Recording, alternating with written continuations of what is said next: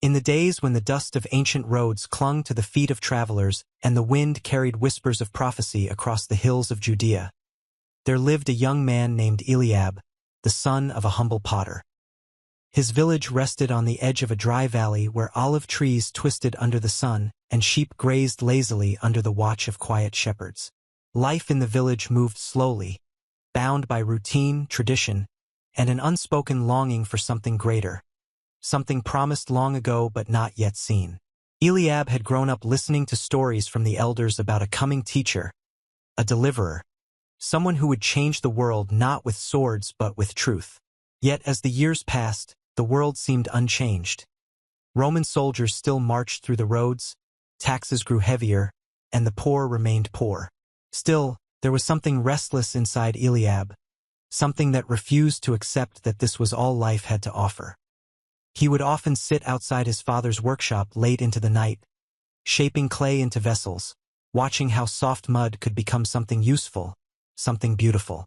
"We are not so different," his father would say. "We too are shaped by unseen hands." Eliab never fully understood what that meant, but the words lingered in his mind like a half-remembered dream. One morning, a traveler arrived in the village carrying news that stirred the air like a sudden storm. He spoke of a man wandering from town to town, healing the sick, restoring sight to the blind, and speaking with an authority that unsettled even the learned teachers of the law. Some said he was a prophet, others claimed he was a deceiver, but all agreed on one thing: no one who met him remained the same. Eliab listened from a distance, his heart beating faster with each word. Something inside him awakened, a pull stronger than fear or doubt. That night he could not sleep. The stars above seemed brighter, as if the heavens themselves were watching. By dawn he made his decision. Without telling anyone but his father, he set out on the road, driven by a quiet but powerful hope that he might find this man and discover the truth for himself. The journey was long and filled with uncertainty. Eliab walked through villages and fields, past merchants and beggars, hearing fragments of stories that all pointed in the same direction. Some spoke of miracles, others of parables that revealed hidden truths, and some whispered of opposition growing among the powerful. The more Eliab heard, the more he felt that he was not merely chasing a rumor but moving toward something destined. Days turned into weeks, and just as his strength began to falter, he arrived in a crowded town where people had gathered in great numbers. There, in the distance, he saw a man standing among the crowd, not dressed like a king or surrounded by guards, but simple, calm, and unshaken. Yet there was something about him that drew people closer, something that could not be explained by appearance alone. Eliab pushed through the crowd until he could hear the man's voice. The man spoke not like the teachers Eliab had known, who relied on strict rules and heavy burdens, but with clarity and compassion. He spoke of love that extended even to enemies, of forgiveness that freed the soul, of a kingdom not built by power but by humility. His words were simple yet profound, cutting through the confusion of life like light breaking through darkness. Eliab felt as though the man was speaking directly to him, addressing questions he had never voiced aloud. "Blessed are the poor in spirit," the man said, "for theirs is the kingdom of heaven." Eliab did not fully understand, but something inside him shifted. It was as if a door had opened within his heart, revealing a truth that had always been there but hidden. After the teaching ended, people surged forward, seeking healing, answers, or simply a touch. Eliab hesitated, unsure whether he should approach. Before he could decide, a commotion broke out nearby. A man, clearly ill and trembling, was brought forward by his friends. The crowd parted as the teacher knelt beside him. Without hesitation, he placed his hand on the man and spoke softly. In that moment, something extraordinary happened. The man's trembling ceased, his face changed, and he rose with strength he did not have before. Gasps filled the air, and some fell to their knees in awe. Eliab stood frozen, unable to comprehend what he had just witnessed. This was no ordinary man. Days passed as Eliab followed the teacher from place to place, listening, observing, and slowly understanding. He saw kindness where others showed judgment, courage where others showed fear, and truth spoken without compromise. Yet he also began to notice something troubling. Not everyone welcomed the teacher. Some of the religious leaders watched from a distance. Their expressions hardened. They questioned him, challenged him, and tried to trap him in his own words. But each time, the teacher responded with wisdom that left them silent or angered. Eliab realized that truth, as powerful as it was, often met resistance. One evening, as the sun dipped below the horizon, Eliab found himself sitting near the teacher as a small group gathered around. The atmosphere was quiet, almost intimate. The teacher spoke of things that felt both near and far, of sacrifice, of suffering, and of a mission that would soon reach its fulfillment. The words were heavy, and though Eliab did not fully understand them, he felt a sense of urgency. After the others had drifted away, Eliab remained, unsure why he could not leave. The teacher looked at him, his gaze steady and knowing. "Why do you follow me?" he asked. The question caught Eliab off guard. He searched for an answer but found none that felt complete. I don't know," he finally said, "but I feel like I must." The teacher smiled gently. "Sometimes the heart knows before the mind understands," he replied. As the days unfolded, tension grew. Rumors spread that the authorities were planning to act against the teacher. Some of his followers grew fearful, while others remained steadfast. Eliab found himself torn between hope and fear. He had seen too much to turn back, yet the uncertainty ahead weighed heavily on him.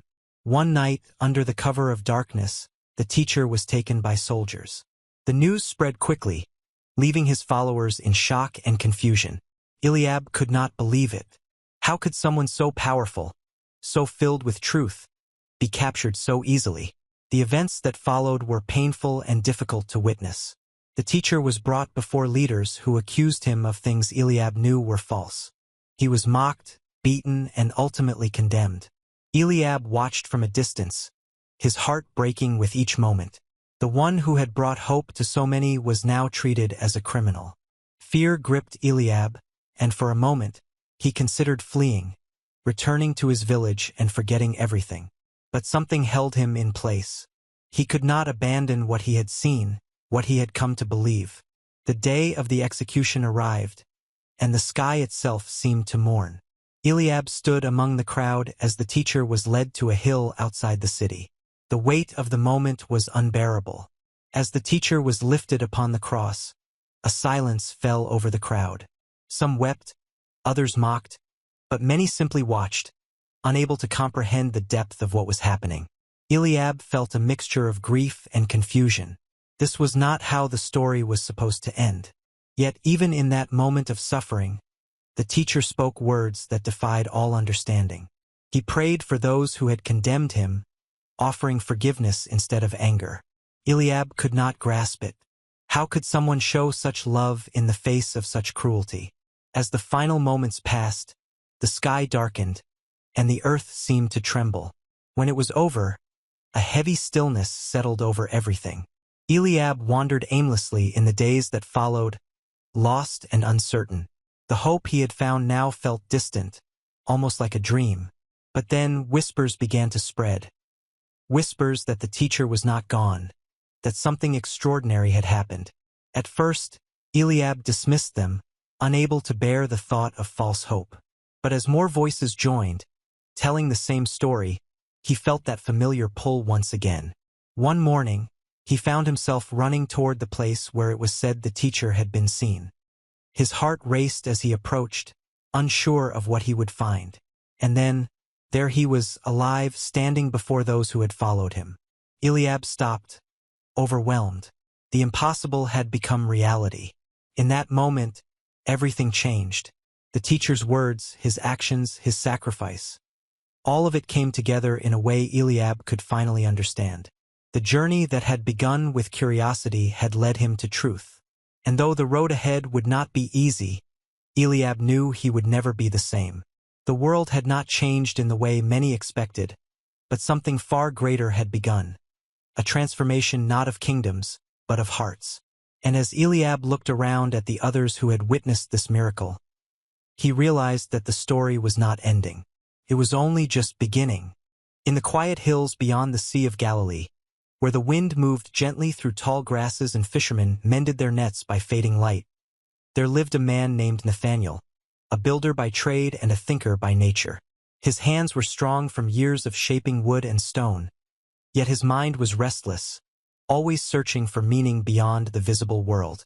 He had grown up hearing the ancient promises spoken in the synagogues, of a coming kingdom, of justice, of a deliverer who would set things right. But as years passed, those promises felt distant, almost like echoes from another time. Rome still ruled with an iron hand, the powerful grew richer, and the poor struggled beneath burdens that never seemed to lift. Nathanael often wondered if the world was simply meant to remain this way. Each day followed a similar rhythm. At sunrise, he would walk to his worksite, tools slung over his shoulder, greeting familiar faces along the dusty road. By midday, the heat would press heavily against the earth, and he would pause for water, watching the horizon shimmer in the distance.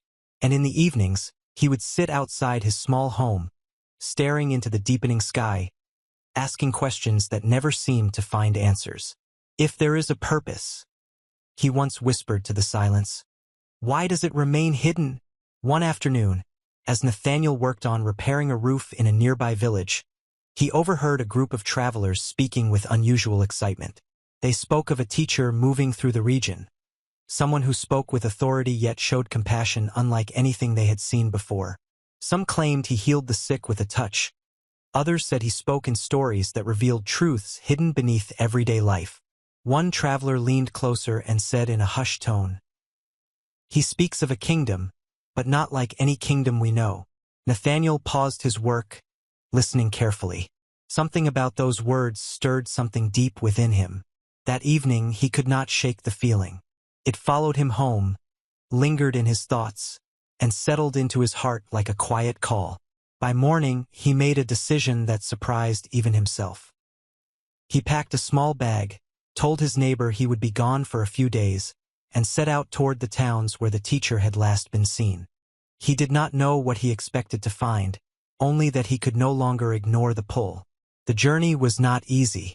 The roads were long and often crowded, filled with merchants, soldiers, and travelers of every kind. Nathanael heard many stories along the way, but they were not always the same. Some spoke with joy, describing miracles and hope. Others spoke with suspicion, warning that the teacher challenged the authority of powerful leaders. Be careful, one man said. Truth can be dangerous when it threatens those in control. Nathanael listened but did not turn back. After several days, he arrived in a town near the shoreline where a large crowd had gathered. The air buzzed with anticipation. People stood on rocks, climbed trees, and pressed forward to catch a glimpse of the man they had come to see. Nathanael moved carefully through the crowd until he found a place where he could see clearly. There, standing among ordinary people, was the teacher. He did not appear as Nathanael had imagined. There were no signs of wealth or power, no guards or grand displays. Yet there was something unmistakable about him. A calm strength, a presence that seemed to draw people in without effort. When he began to speak, the crowd grew silent. He spoke of seeds and soil, of light and darkness, of lost things being found. His words were simple, yet they carried a depth that reached beyond understanding. Nathanael found himself leaning forward, listening as if each word held something essential. The kingdom of heaven, the teacher said, is like a treasure hidden in a field. Nathanael's mind raced. A treasure? Hidden? Was it possible that what he had been searching for was not far away, but simply unseen? As the teaching ended, people came forward with their needs. A woman wept as she spoke. A man limped heavily. A child cried in pain. The teacher moved among them, listening, touching, speaking softly. And one by one, things began to change. The woman's tears turned to relief. The man stood straighter. The child grew calm. Nathanael watched in disbelief. This was no ordinary moment.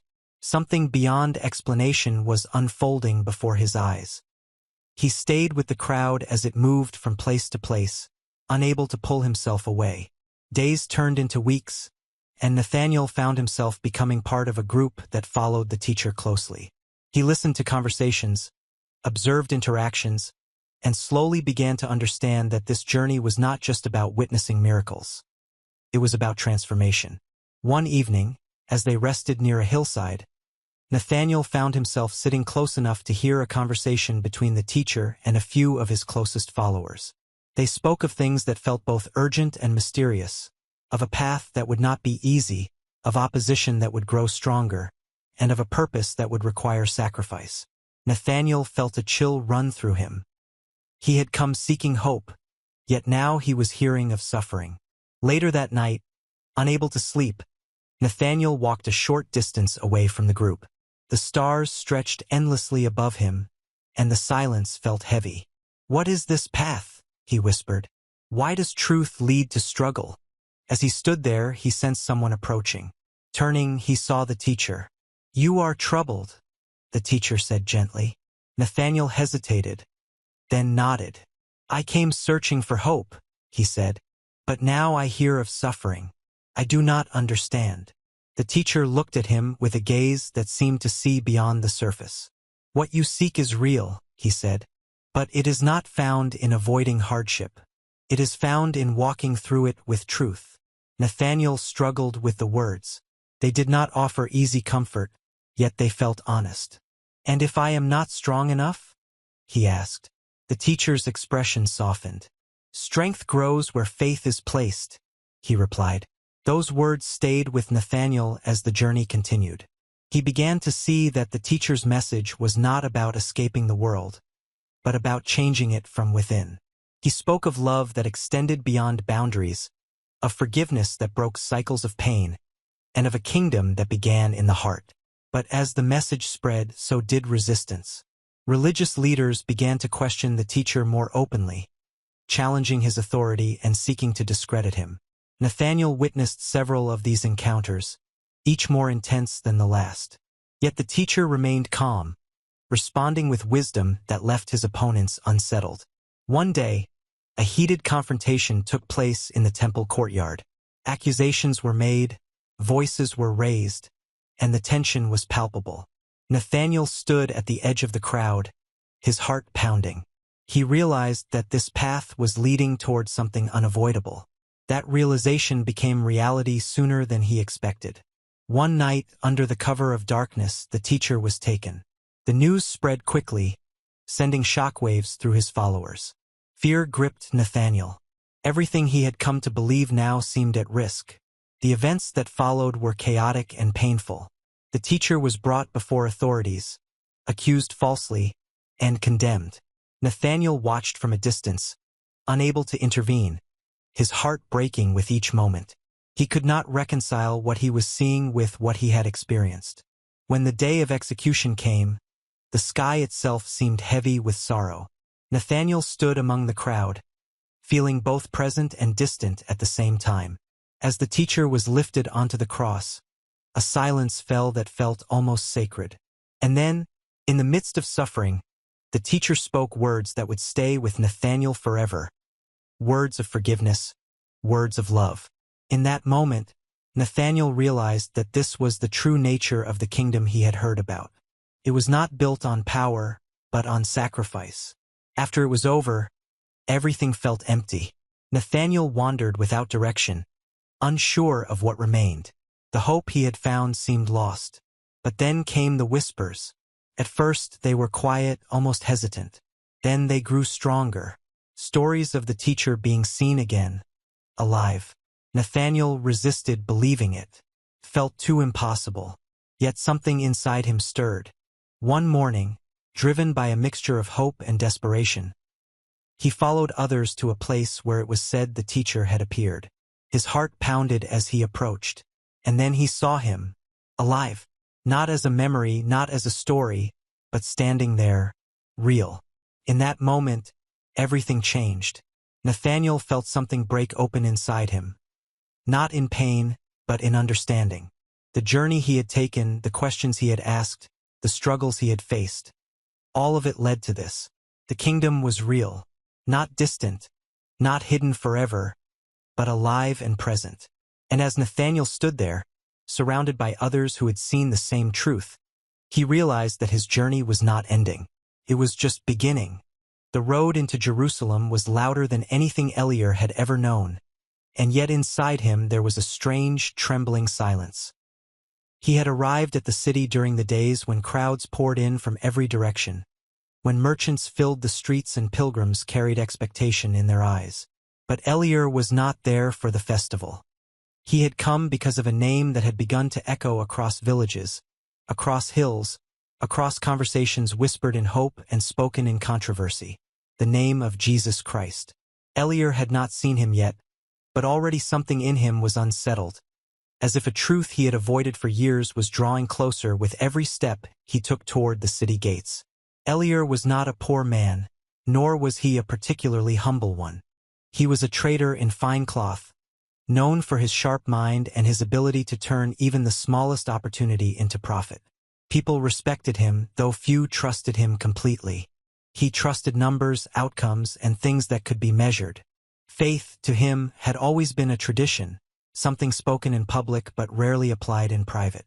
Yet recently, something had begun to crack beneath the surface of his carefully constructed life. Deals that should have worked had failed. Alliances he depended on had turned fragile. And in the quiet moments, a question he could not silence had begun to rise. What if everything I have built is not enough? It was in that state that he first heard of Jesus.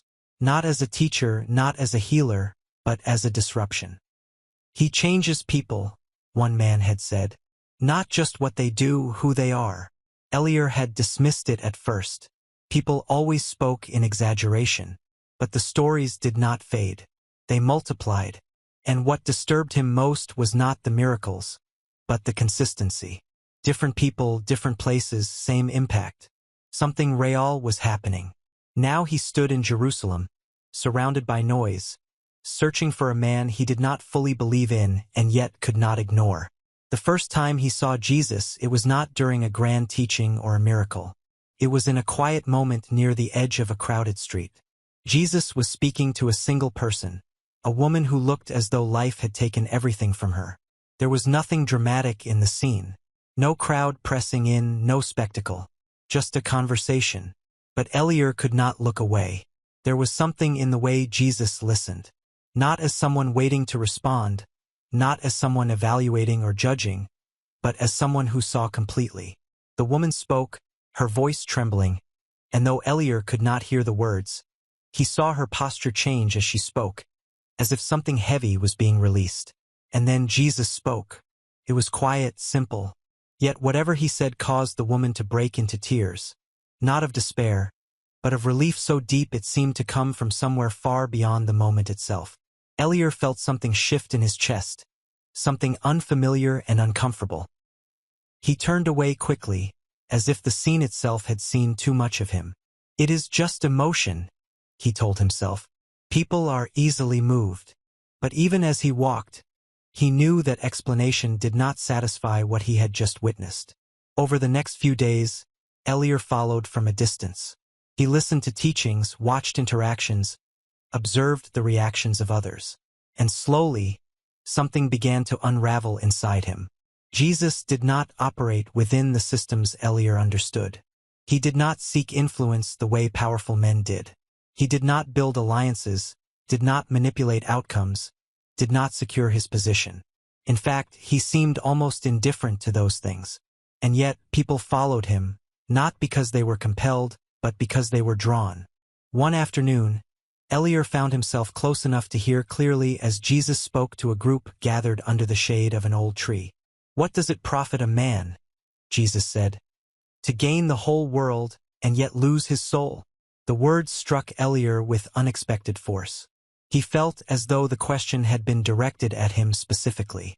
Gain the whole world, lose his soul. He had spent his entire life focused on the first part. He had never seriously considered the second. That night, Elier could not sleep. The city was alive with sound, but inside his room, there was only the echo of that question. For the first time in his life, his certainty felt fragile. What if success, as he defined it, was incomplete? What if he had been measuring his life by the wrong standard entirely? The next day, everything changed. It began with tension in the streets. Rumors spread quickly. Jesus had entered the city openly, and the reaction was explosive. Some welcomed him with celebration, others watched with suspicion, and the leaders grew increasingly uneasy. Eliar moved through the crowd, trying to understand what was happening. But the atmosphere itself felt unstable, as if something significant was about to unfold. In the days that followed, the tension escalated. Confrontations became more direct, questions more pointed, and then, suddenly, everything shifted. Jesus was arrested. Eliar heard the news late at night. At first, he did not believe it. How could someone with such presence, such authority, be taken so easily? But as confirmation spread, disbelief turned to something heavier, confusion, and beneath that, something he did not want to name, fear. He followed the crowd the next morning as Jesus was brought before the authorities. The scene was chaotic, voices raised, accusations thrown. Eliar watched from the edge, trying to make sense of what he was seeing. This was not justice. It was something else entirely. And yet, Jesus did not resist. He did not argue the way Eliar expected. He did not defend himself with the sharp logic Eliar was accustomed to. He stood there, calm, as if the outcome had already been accepted. Why doesn't he fight? Eliar muttered under his breath. But deep inside, another thought answered, because this is not the kind of fight you understand. When the sentence was passed, Eliar felt a strange emptiness. This was not how the story was supposed to go. Whatever Jesus was, whatever he represented, it did not make sense for it to end like this. And yet, it did. Eliar followed at a distance as Jesus was led out of the city. The crowd was different now, less hopeful, more divided. Some mourned, others mocked, many simply watched. Eliar felt caught between all of them, unable to fully align with any side. At the hill, he stopped. He did not move closer. He could not. Something about the moment felt too heavy, too final. And yet, he could not leave either. When Jesus was lifted onto the cross, time seemed to slow. The noise of the crowd faded into something distant, almost unreal. Eliar stared, unable to look away, his mind searching desperately for understanding. And then Jesus spoke. Not words of anger, not words of defense, words of forgiveness. Eliar felt something inside him break. This was not weakness. This was something else entirely. Something stronger than anything he had ever known. When it was over, Eliar walked away in silence. The city felt different now, as if something had been removed that could not be replaced. He returned to his room, sat in the darkness, and for the first time in his life, he did not know what to believe. Days passed in a blur, and then came the whispers. At first, Eliar dismissed them. Grief makes people say strange things, but the whispers did not fade. They grew. People claimed to have seen Jesus.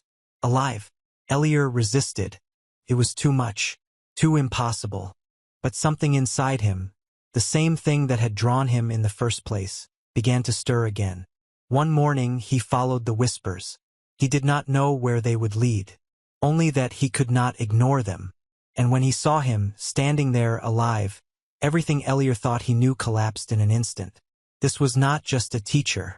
This was truth, living, unavoidable.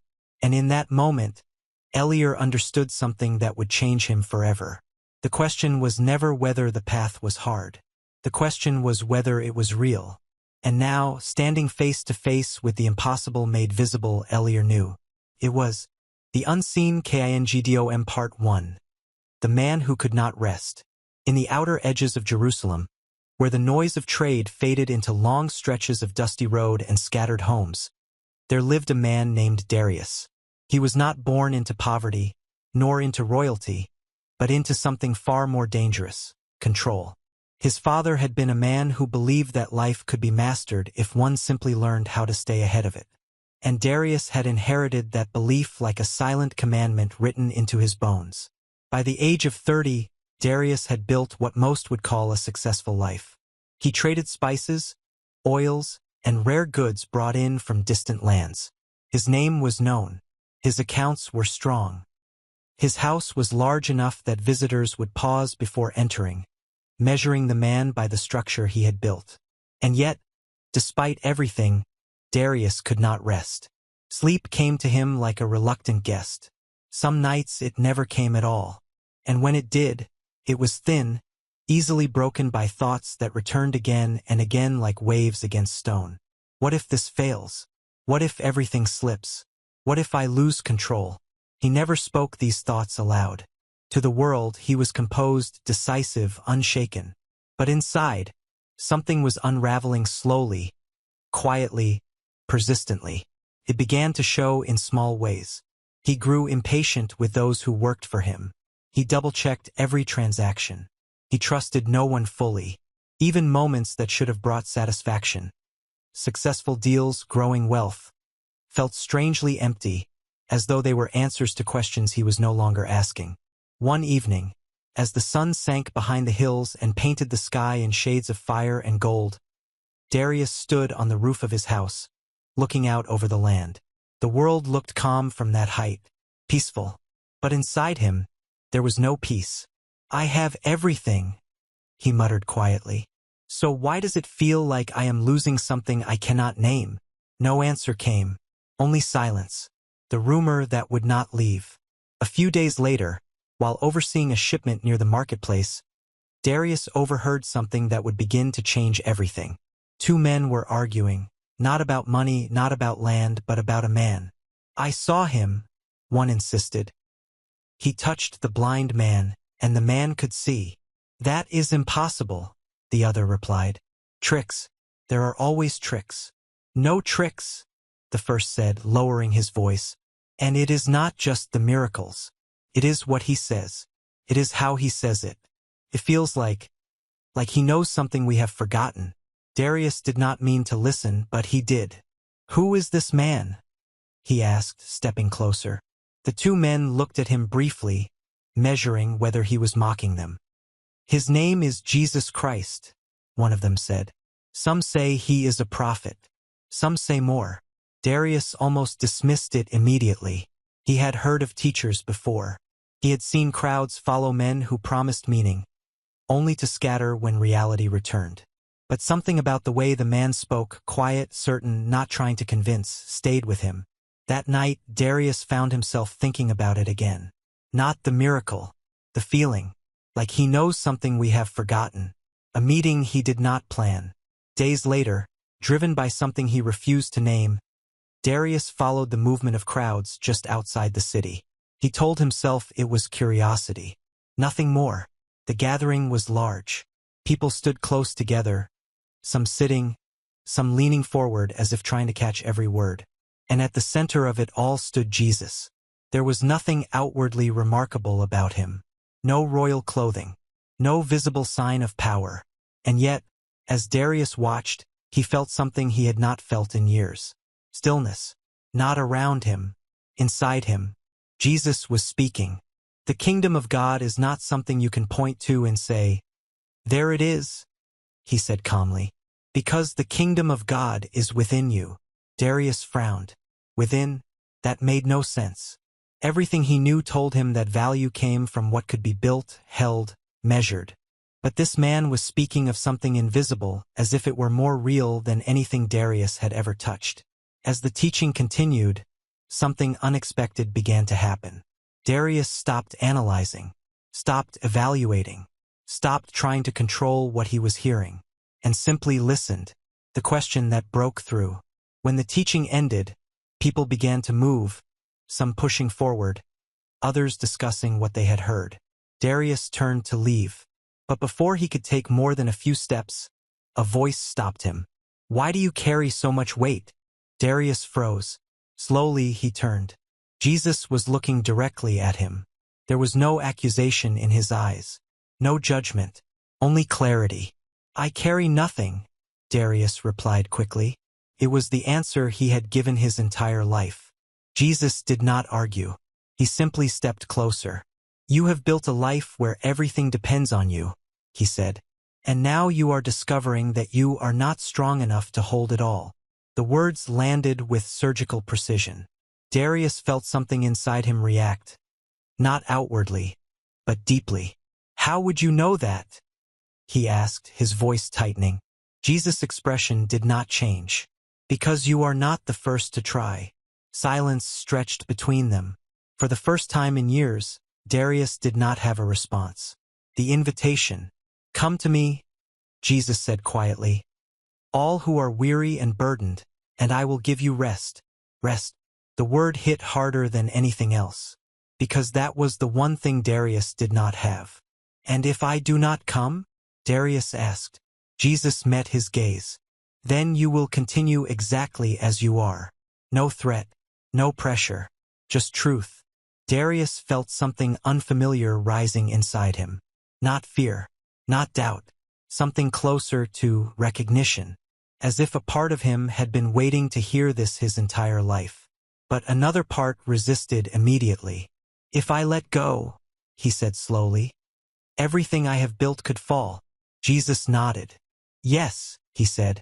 The answer was not what Darius expected. And if it falls? Darius pressed. Jesus stepped even closer. Then you will finally discover what cannot. Darius stood there long after Jesus moved on to speak with others. The noise of the crowd returned. The movement, the voices. But inside him, something had shifted. For the first time, the life he had built did not feel solid. Felt fragile. And for the first time, the idea of letting go did not feel like weakness. It felt like the beginning of something he did not yet understand. That night, as he lay awake once again, staring into darkness, the thoughts came back. But they were different now. Not what if I lose everything, but what if I have never actually had anything real to begin with? And somewhere deep inside, a quiet answer began to form. Part 2. The breaking of control. The morning after Darius encountered Jesus Christ, nothing in the world had changed. Yet everything felt different. The marketplace still roared with the same noise. Merchants argued. Coins clinked. Animals groaned under weight. And the smell of spice and dust hung thick in the air. But for Darius, something was off. It was not the world that had shifted. It was his grip on it. He stood over a table where ledgers were spread open, numbers carefully written in ink, each line representing control, structure, certainty. This was the system he trusted. This was how he made sense of life. But as he looked at the numbers, something unsettling happened. They felt small, not wrong, not useless, just insufficient, as if they were measuring something that no longer mattered as much as it once did. He closed the ledger abruptly. Focus, he muttered to himself, but focus did not come. Instead, the words from the day before returned, clear and uninvited. You have built a life where everything depends on you.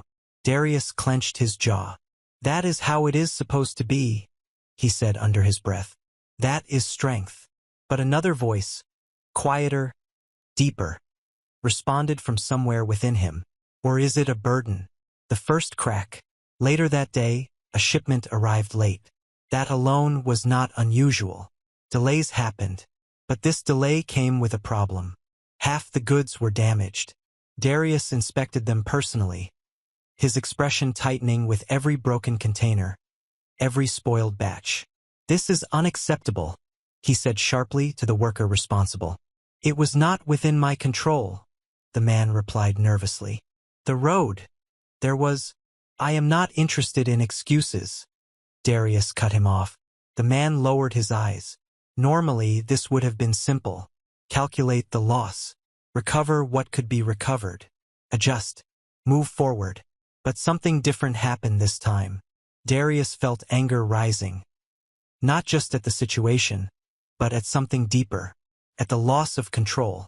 At the unpredictability. At the reminder that no matter how carefully he built his world, something could always disrupt it.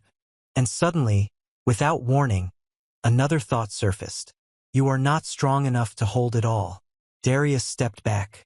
The words felt like they had been spoken again, right there in the middle of the marketplace. But no one had said them.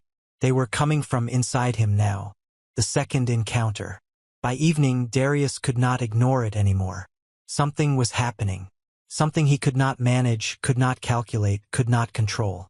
And without fully deciding to, He found himself walking the same road again, the road that led outside the city, where crowds had gathered the day before. As he approached, he saw the familiar scene.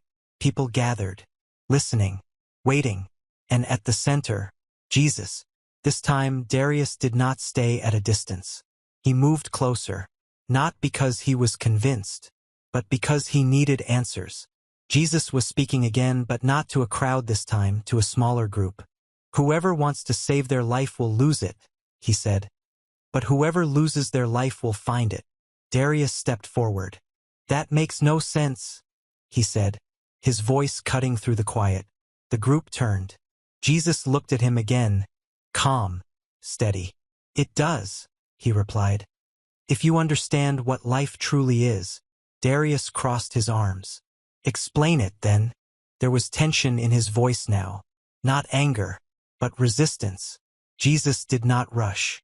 "You have spent your life trying to secure everything," he said. "Wealth, stability, control. And yet you are more restless now than when you began." Darius felt the words land again, harder this time. "And you are saying the solution is to lose it all?" he challenged. "I am saying," Jesus replied, "that what you are holding on to is not what you think it is." Silence. The others watched. Darius felt exposed. Not publicly, but internally. "You speak as if you know my life," he said quietly. Jesus stepped closer again. "I know your burden," he said, "and I know that you are tired."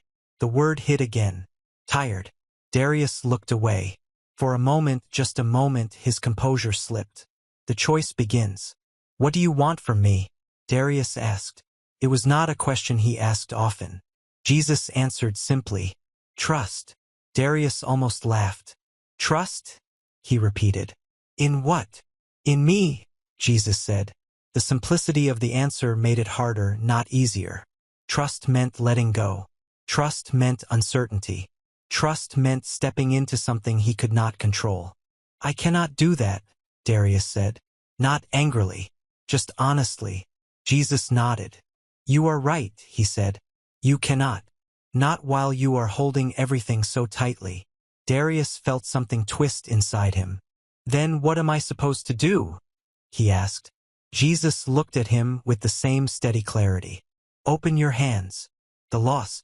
The next day, everything accelerated. Another problem, a larger one. A major deal collapsed. One that Darius had invested heavily in.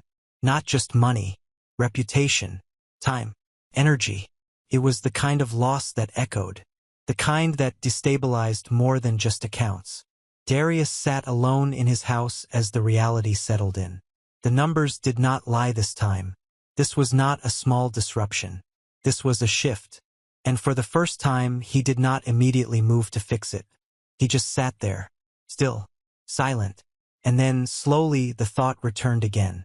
If it falls, then you will finally discover what cannot. Darius closed his eyes. Everything in him resisted that idea. Everything in him wanted to stand up, act, recover, rebuild. But another part of him, quiet, unfamiliar, whispered something else. What if this is the moment? The surrender begins. That night, Darius walked out of his house without a plan, without direction. He walked until the city noise faded behind him, until the road opened into silence. And there, under the vast, dark sky, he stopped. For the first time in his life, he did not try to control the moment. He did not try to fix anything. He did not try to calculate his next move. He simply stood there, empty. And then, slowly, he spoke. "I do not know how to do this," he said into the darkness. There was no audience, no one to hear, except, maybe, God. "I do not know how to let go," he continued. "I do not know how to trust what I cannot see." His voice trembled slightly. "But I know this." He paused. The words felt heavy, real. "I cannot keep living like this." Silence followed. Deep, still. And in that silence, something shifted. Not around him, inside him. It was not dramatic, not overwhelming, but it was real. A small release, a loosening, as if the grip he had held on everything for so long had finally begun to open. Just a little. Darius stood there for a long time, not knowing what would come next, not knowing what this path would require. But for the first time, he was not trying to control the answer, and somewhere beyond what he could see, the unseen kingdom had already begun its work in him. Part 3. The Cost of Becoming. The morning after Darius stood beneath the open sky and spoke words he never imagined he would say, something in him was different, not complete, not transformed, but shifted. He woke in the same house, walked the same floors, saw the same ledgers resting on the same table. The world had not changed, but the way he moved through it had. There was less urgency in his steps, less tension in his breath. And yet, there was also something new, uncertainty, not the kind that brought fear alone, but the kind that asked something deeper. What now? For the first time in his life, Darius did not begin his day by tightening control. He sat still, letting the question remain unanswered, walking away without leaving. Over the next few days, Darius continued his work, but something had begun to loosen its grip on him. Where once every transaction demanded his full emotional investment, now he found himself observing rather than clinging. He still negotiated, still calculated, still led, but the desperation behind it was fading, and that change did not go unnoticed. "You were distracted," one of his business partners said, watching him carefully. "I am thinking," Darius replied. "Thinking about what?" Darius hesitated. He could not explain it, because he barely understood it himself. Returning to the source. By the third day, he could not resist it anymore. He went looking again, and once again he found him. Jesus Christ was sitting among a small group this time, not teaching loudly, not addressing a crowd, just speaking quietly, as if the conversation itself mattered more than being heard. Darius approached slowly. This time there was no challenge in him, no argument ready, only a question. "Now what?" he asked. Jesus looked at him, not surprised, not questioning, just present. "You have begun to let go," he said. "Now you must learn to walk differently." Darius frowned slightly. "What does that mean?" "It means," Jesus said, "you are no longer living to hold everything together. You are learning to trust the one who already does." The words were simple, but their weight was not. The first test. As if summoned by those very words, the test came quickly. A worker arrived breathless, carrying urgent news. "Another loss," he said. "A caravan delayed again. Supplies missing." Darius felt the old reaction rise instantly. Tension, calculation, control. Fix it, solve it, move. But then, he paused. The moment stretched. Two paths stood before him. The old way, and something new. "What do you want me to do?" the worker asked nervously. Darius took a slow breath. For the first time, he did not answer immediately. Instead, he said something unexpected. "We will address it," he said calmly, "but not with panic." The worker blinked, confused. Darius was known for precision, not calm in loss, but Darius felt something steady beneath the surface. Not certainty, but trust. And that was new. The internal battle. That night, the real struggle began. Because letting go once is not the same as living surrendered. The thoughts returned. "You are losing ground. You are becoming weak. This is not wisdom." Darius paced his room, back and forth, his mind fighting itself. "This is foolish," he muttered. "You are risking everything." But then, another voice rose, quieter, but stronger. "Or you are finally learning what cannot be taken." Darius stopped, breathing deeply. "This is harder than control," he whispered. And somewhere inside, the answer came, because control was never real strength. Walking with him, days turned into weeks, and slowly Darius began to walk more closely with Jesus, not as a follower in the crowd, but as someone learning, watching, listening. He saw things he could not explain. A man healed, a broken heart restored, a life redirected. But more than the miracles, he saw something else. Freedom. Jesus moved without fear of loss. without urgency to secure, without need to prove, and that unsettled Darius more than anything. "How can you live like that?" he asked one evening. Jesus looked at him. "Because I know who holds everything." Darius looked down at his hands. Hands that had held everything tightly for years, and were now learning, slowly, to open. The cost becomes clear. But transformation is not gentle. It reveals. And what it revealed next would cost Darius deeply. A major partner approached him with a proposal. One that would recover his recent losses. And then some. But it required compromise. A quiet dishonesty. A hidden manipulation. Nothing obvious. Nothing visible to most. The kind of thing Darius had done many times before. The old Darius would not hesitate. But now, something inside resisted. "This is how the world works," the partner said. "You know that." Darius did know that. But now he also knew something else. "This is not who I am becoming," he said slowly. The words surprised even him. The partner stared at him. "You would walk away from this?" Darius hesitated. This was not theoretical anymore. This was real. Loss, reputation, security, all on the line.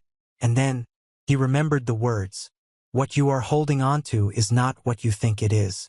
Darius exhaled. "Yes," he said, "I would." The loss of the old life. The consequences were immediate. The deal collapsed. The partner withdrew. Word spread quickly. Darius was changing. And not in a way the business world respected. "You are making a mistake," someone told him. "You are throwing away everything," another said. And maybe, by their definition, he was. But something strange was happening. Despite the loss, despite the uncertainty, Darius was not breaking. He was becoming. The realization. One evening, after a long day of facing the fallout of his decisions, Darius found Jesus again. "I thought letting go would feel like losing," he said. Jesus looked at him. "And does it?" Darius paused. He searched himself honestly. "Yes," he said. "Sometimes." Then he added, "But not in the way I expected." Jesus smiled slightly. "Because you are not losing your life," he said. "You are finding it." The unseen shift. That night, as Darius walked alone once more, he realized something profound. His life looked smaller on the outside, less secure, less controlled, less predictable. But inside, he felt something he had never felt before. Peace. Not because everything was solved, not because everything was restored, but because he was no longer trying to be the one who held everything together. And for the first time, that felt like freedom. Darius looked up at the night sky, the same stars, but he was not the same man. "I do not know where this road goes," he said quietly. And for the first time, that did not trouble him. Because now, he was no longer walking it alone. Part 4. When everything falls silent. The shift did not come slowly, came all at once, like a storm that had been gathering beyond the horizon, unseen, until the moment it broke over everything. Darius felt it before he fully understood it. There was tension in the air, thick, restless, spreading through Jerusalem like a quiet fire. Conversations changed. Movements became sharper. Faces carried something unspoken. And at the center of it all, Jesus Christ. The night it began. It happened at night. Darius did not see the arrest, but he heard it. Whispers first, then certainty. They took him. The word spread quickly, carried through narrow streets and hidden corners, passing from voice to voice like something too heavy to hold. Darius stood still when he heard it.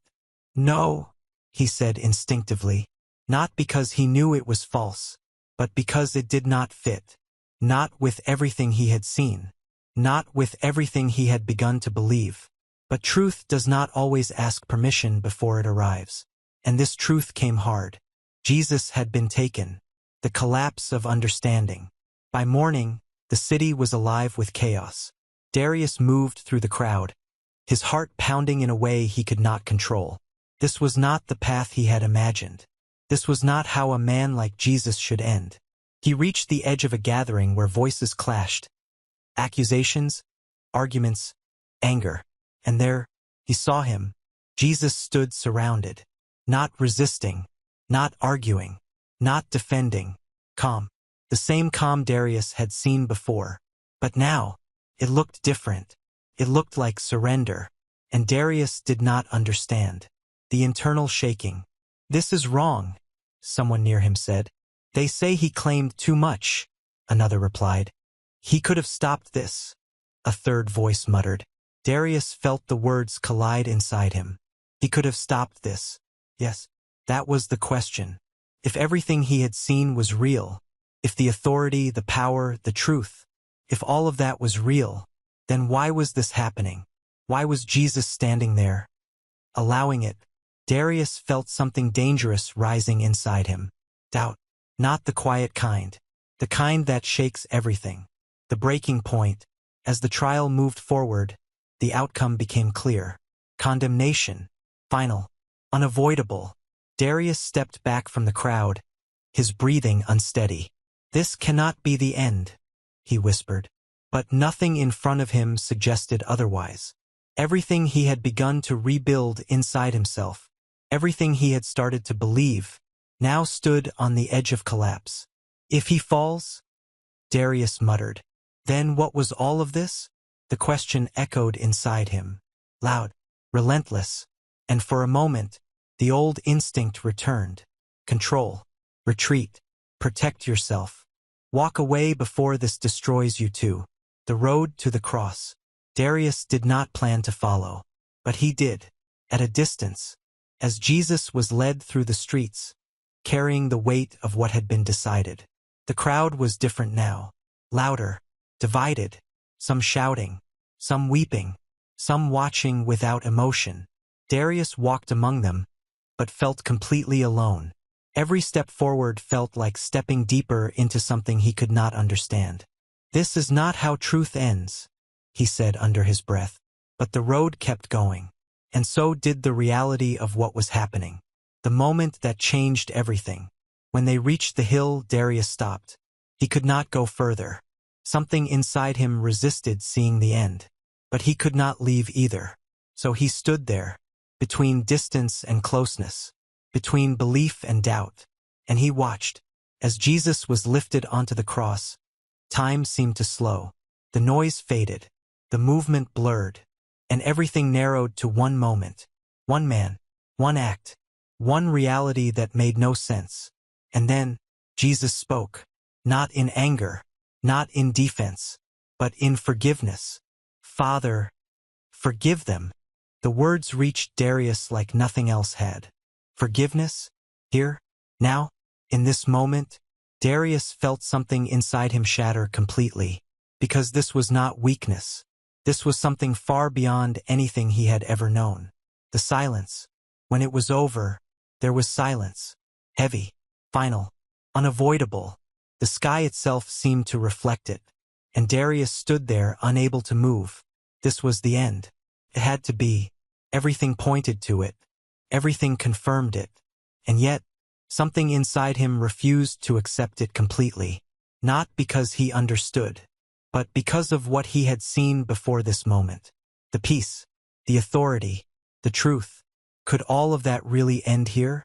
The return to emptiness. That night, Darius returned home. But it did not feel like home anymore. The walls felt hollow. The space felt empty. He sat alone in the darkness, staring at nothing. The silence from the hill followed him, filled the room, pressed against his thoughts. "This is what happens when you let go," he said quietly. The words felt bitter, raw. This is what trust leads to. Loss, confusion, unanswered questions. And for the first time since he began this journey, he felt the pull to go back. Back to control. Back to certainty. Back to the life he understood. Even if it was empty, at least it made sense. The battle within. "You were wrong," the voice in his mind said. "This was foolish. You gave up everything. For this?" Darius clenched his fists. The old way called to him. Strong. Familiar. Safe. But then, another memory surfaced. not from the cross, from before.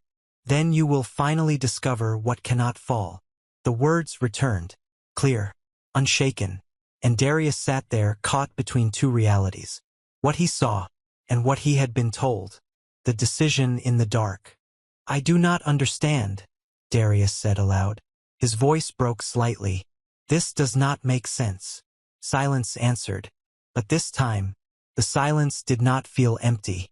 Felt, waiting. Darius closed his eyes, breathing slowly, deeply. I trusted, he whispered. And now everything looks lost. The words hung in the air. And then, from somewhere deeper than his thoughts, came something unexpected. Not an answer, not an explanation, but a quiet knowing. Wait, Darius opened his eyes. The room was still dark. The world had not changed. Nothing had been fixed. Nothing explained. And yet, he did not move back. He did not return to the old life. He did not close his hands again. Instead, he stayed, right there, in the tension, in the uncertainty, in the space where everything looked finished. But something unseen had not yet spoken its final word. And in that quiet place, where understanding failed, faith remained. The Unseen Kingdom Part 5.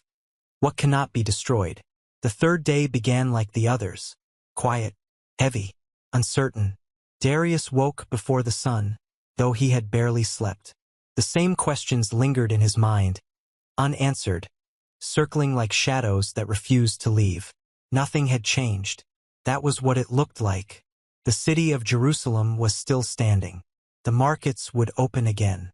People would return to their routines. Life would continue as if nothing extraordinary had happened. But for Darius, everything had stopped. Because if Jesus Christ was gone, then the thing that had begun inside him had no foundation. And if that was true, then he had made the greatest mistake of his life. The rumor that broke the silence. It started as a whisper, soft, uncertain, easy to dismiss. The tomb, it's empty. Darius heard it as he walked past a group of people speaking in hushed voices. He stopped. What did you say? He asked. One of them turned, startled. They're saying he's not there, the man replied. The tomb is empty. Darius frowned immediately. That means nothing, he said. Someone could have taken the body. It was the logical answer, the safe answer, the answer that kept everything contained. But something inside him reacted differently, not with belief, but with tension. Because if this was true, then everything he thought was finished was not finished. The pull. He tried to ignore it, tried to walk away, tried to return to what was familiar. But the thought would not leave. What if? It was a dangerous question, one that could reopen everything he had just tried to close. But it would not let him go. And eventually, he stopped resisting. The run toward the unknown. Darius found himself moving quickly through the streets. Faster than he intended. Faster than he could explain. Toward the place he had avoided. Toward the place where everything had ended. Or where something else might have begun. As he reached the outskirts, he saw others already there. Confused. Talking. Searching. The air felt different. Not heavy like before. Charged. Unsettled. Alive with possibility. The empty tomb. Darius approached slowly. Every step felt significant, as if crossing an invisible line between what he knew and what he could not explain. When he reached the tomb, he stopped. It was open, not broken, not forced, just open. He stepped closer, looked inside. Nothing. No body. No finality. No proof that the story had ended. Only absence. And yet, that absence spoke louder than anything he had seen before. The collapse of logic. This is not possible, Darius whispered. His mind raced, trying to explain, trying to contain, trying to restore order to what no longer followed any pattern he understood. But every explanation felt weak, incomplete, insufficient, because deep down, he knew this was not just about a missing body. This was about something far greater. The moment, Darius. The voice came from behind him, Familiar, calm, unmistakable. His entire body froze. Slowly, almost afraid to turn. He did, and there, standing in the light of the rising sun, was Jesus Christ. Alive, not imagined, not remembered, real. Darius stared, unable to move, unable to speak. Every belief, every doubt, every question, colliding in a single moment. "This cannot be," he whispered. Jesus stepped closer. "It is." The understanding. Darius felt his knees weaken, not from fear, but from the weight of realization. This changes everything," he said, his voice shaking. Jesus looked at him. "It reveals everything," he replied. And in that moment, Darius understood. Not fully, not intellectually, but deeply. What he thought was loss was not loss. What he thought was the end was not the end. What he thought had been destroyed had only passed through something necessary. What cannot fall? "You said," Darius began, struggling to form the words. "You said if everything falls." Jesus finished it for him. "You will discover what cannot." Darius's eyes filled. "This is what cannot fall," he said softly. Jesus nodded. "Not wealth, not control, not certainty built by your own hands, but life, real life, that cannot be taken, cannot be destroyed, cannot be ended. The final surrender." Darius looked at his hands, the same hands that had spent years gripping everything tightly. And now, for the first time, they were open, completely. "I understand now," he said. "Not everything, but enough." Jesus smiled. "That is where real faith begins. The new beginning." The sun rose higher. The world continued. But nothing was the same, because Darius was not the same. The man who once built his life on control now walked in trust. The man who feared loss now understood that the most important thing could never be lost. The man who could not rest now carried peace that did not depend on circumstances. The road forward. "Come," Jesus said, not as a command, but as an invitation. Darius did not hesitate this time. He stepped forward, not knowing every detail, not needing to, because now he knew something greater than certainty. He knew truth, and as he walked forward, into a future he could not predict, he realized something that would stay with him for the rest of his life. The kingdom he had been searching for was never something he could build. It was something he had to enter. The end and the beginning. The unseen kingdom had been there all along, not hidden by distance, but by perspective. And now, Darius could finally see.